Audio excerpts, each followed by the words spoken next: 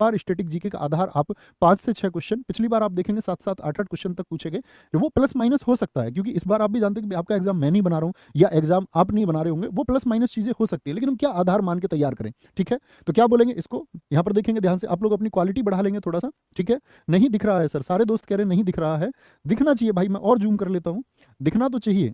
ठीक है, यहां देखेंगे, सीन टू नहीं लगाया, अभी बताएंगे दोस्त, अभी आप लोग देख पा रहे हैं, अब तो सबको दिखना चाहिए। तो देखो यहां पर लिखा हुआ है क्लासिकल डांस यानी कि शास्त्रीय नृत्य। शास्त्रीय नृत्य से मतलब है कि 8 शास्त्रीय नृत्य हैं, उनके प्रतिपादक कौन है, उनका इतिहास क्या है, और उन नृत्यों से संबंधित क्या क्या चीजें हैं, यानी कि जितने भी डांसर है वो सब पूछे जाते हैं आपसे।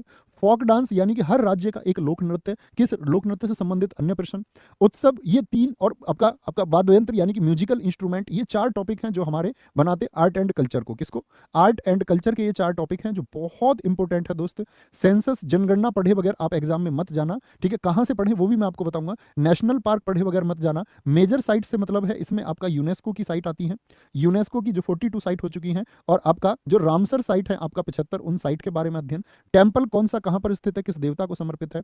और स्पोर्ट्स, भाई साहब आपका स्टैटिक जीके में 50% का पार्ट स्पोर्ट्स का है, यानी स्पोर्ट्स से मतलब क्रिकेट से संबंधित सभी क्वेश्चन आपके। ठीक है, क्रिकेट से संबंधित सभी प्रश्न, फुटबॉल, हॉकी और अन्य स्पोर्ट्स से उनकी जो ट्रॉफी है और उनके जो टाइमिंग है, यानी किस खेल में कौन सा खेल कितनी देर का होता है आदि, यानी एक गेम की आपको पूरी जानकारी होनी चाहिए। ठीक है, नेबरिंग कंट्रीज यानी भारत और उसके पड़ोसी देश, उनमें किसकी ऊंची चोटी है, क्या मुद्रा वहां पर है। ठीक है, और इंपोर्टेंट बुक्स, आपका इंपोर्टेंट बुक्स में दोस्त खेल और खिलाड़ियों की पुस्तक। ठीक है, खेल और खिलाड़ियों की जो पुस्तक है वो पूछी जाएंगी आपसे। ठीक है, फिर आता है आपका, इसके बाद में मैं आपको बता दूं, क्योंकि स्लाइड पर काफी कुछ हुआ तो ये शायद आपको, बुक्स के बाद में दोस्त आप स्क्रीनशॉट ले सकते हैं, तो आप कॉपी में तो अपनी नोट डाउन कर ही लेंगे।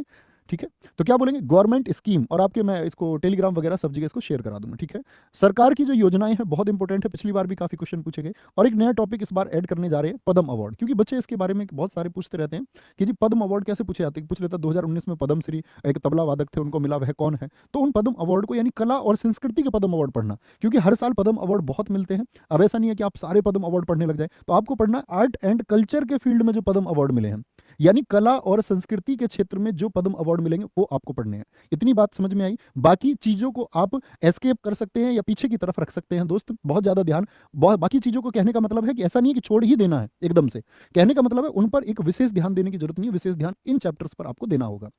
इकोनॉमिक्स की अगर हम बात करें, यहाँ पर सेक्टर ऑफ इकोनॉमी यानी अर्थव्यवस्था के क्षेत्र, प्रथम द्वितीय तृतीय, उसमें कौन कौन सा आता है। नेशनल इनकम के बारे में अच्छे से पढ़ लेना, नेशनल इनकम कैसे प्रभावित होती है, होती क्या है, इसी में आपका जीडीपी वगैरह सब कुछ आएगा। और यहाँ पर एक मैंने टर्म लिखी है इकोनॉमिक्स में, फुल फॉर्म एसएससी के, एसएससी जीडी के एग्जाम के लिए, यानी बैंकिंग की, और आपका साथ में फुल फॉर्म जितनी भी है।